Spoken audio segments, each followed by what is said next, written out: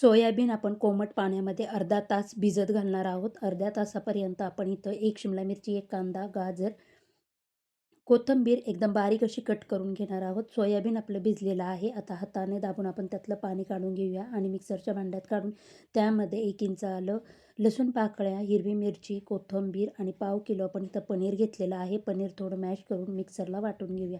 छान असं आपलं मिश्रण तयार झालेलं आहे. आता ते बाउलमध्ये काढून त्यामध्ये आपण कट केलेल्या भाज्या टाकून घेऊया आणि त्यामध्येच हळद, लाल तिखट, गरम मसाला, चवीनुसार मीठ, 1 चमचा लिंबू रस टाकून हे सर्व मिक्स करायचे. 2 चमचे कॉर्नफ्लॉवर आपण बाइंडिंगसाठी टाकत आहोत. जर कॉर्नफ्लॉवर नसेल तुम्ही बेसन पीठ टाकलं तरी चालेल आणि हे सर्व एकजीव करून हाताला तेल लावून आपण कटलेट वळवून घेणार आहोत. तुम्हाला हव्या त्या आकारात तुम्ही कटलेट करू शकता. आपले कटलेट तयार झाले आहेत. आता गॅसवर एक पॅन गरम करायला ठेवून 2 चमचे तेल टाकून आपण हे कटलेट शॅलो फ्राय करून घेऊया. आपले क्रिस्पी कुरकुरीत सोयाबीन पनीर कटलेट तयार.